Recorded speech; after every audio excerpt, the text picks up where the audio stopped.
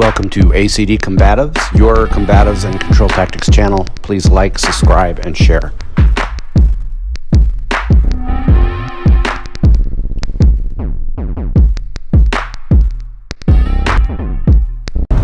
Hey guys, this is Kurt.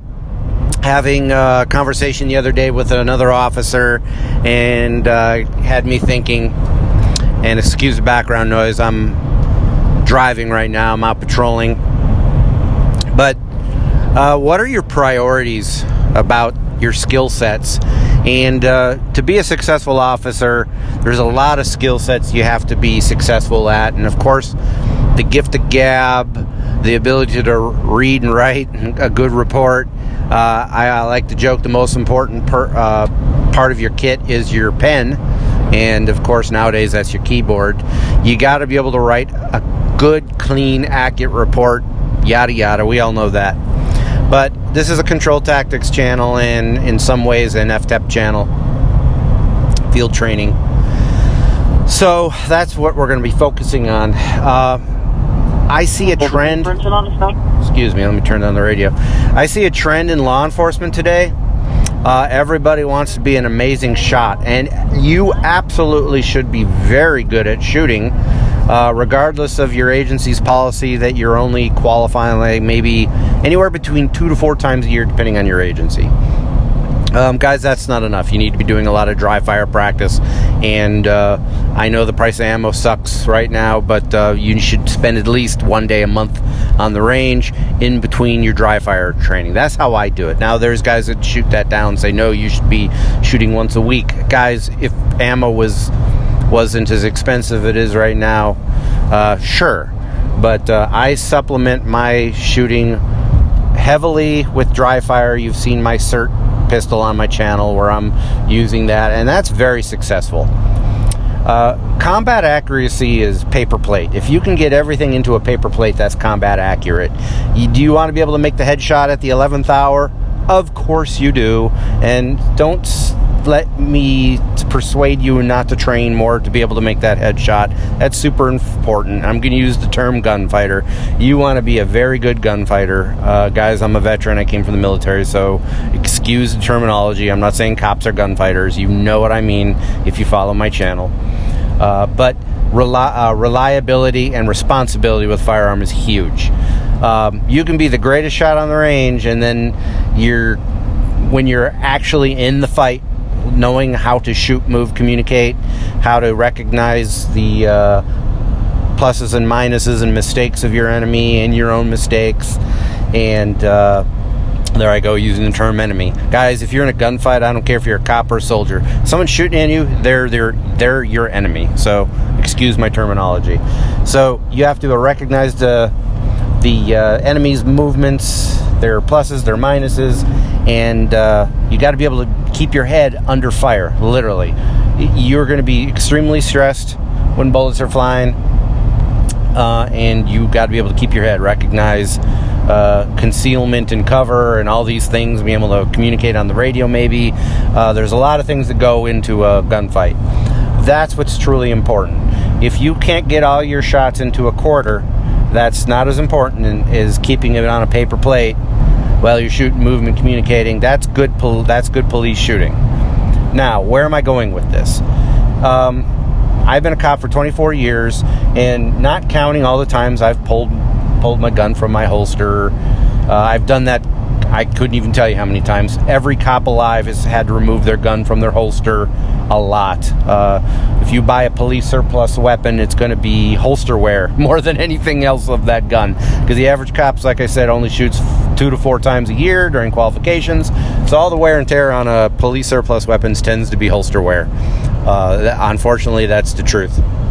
But in 24 years, I've fired my weapon in self-defense once, and again, you know this story, I've told it before. Somebody released 3 pit bulls on me, and I had to defend myself. That's as close as I ever got to what I would say a real police shooting would be. So, what is the thing you really need to be aware of? I'm telling you as a control tactics instructor, and I hope this is common sense, that having the gift of gab and being able to use good control tactics and good offensive combatives when necessary, i.e. self-defense, is going to be way more important in the long run. Unless you are in a movie or Marshall, what's his name, Givens, on his TV show where he was getting in a shooting every episode. Guys, I would have quit that job long ago if I was getting shootings every episode. Unless you were that character, there are officers, a majority of officers never have to fire their weapon in self-defense or defense of others ever in their career, and thank God that's true. I don't know the numbers. I remember hearing them in training the other day, and I forget what year this was.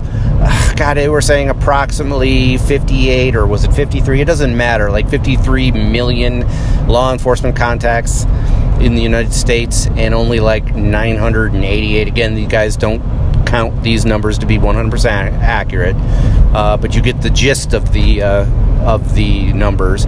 Like 988 of them were police shootings, and like 77% of them, again, don't count on these percentages to be accurate, but you get the idea.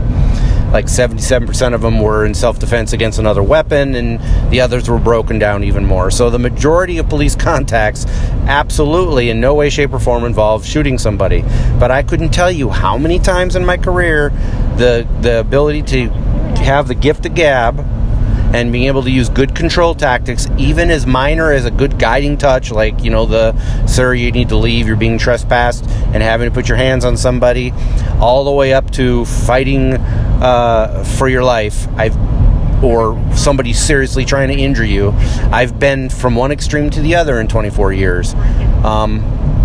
That being said, what I'm trying to get at is your control tactic skills are going to be way more important. You should be spending a lot of time and energy, at least weekly training, doing some kind of martial arts training that's applicable to your law enforcement career, or if you choose to go into law enforcement. We're talking a real, legitimate Krav Maga school, or a good MMA school, or a good jiu-jitsu school, a good judo school, or some variation thereof. I don't care if all you do is box. That's important. With those skills, with those confidence skills, you will grow confidence, you'll start feeling good about your ability to deal with that, and your gift of gab will improve. They are connected.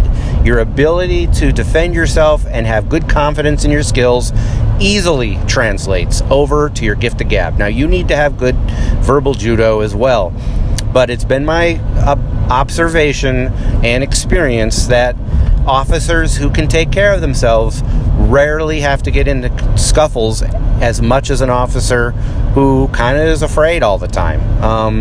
That's the truth of it. So at the end of the day, absolutely pay attention to your shooting skills. I'm not suggesting you shouldn't, but I think I'm getting the point across. Go out there, train something. You know how I feel about that. If you have any comments or concerns, please send them to me, and we'll discuss it in the comments, however you want to do it. All right, guys, take care and stay safe. Let's roll. Hey, let's be careful out.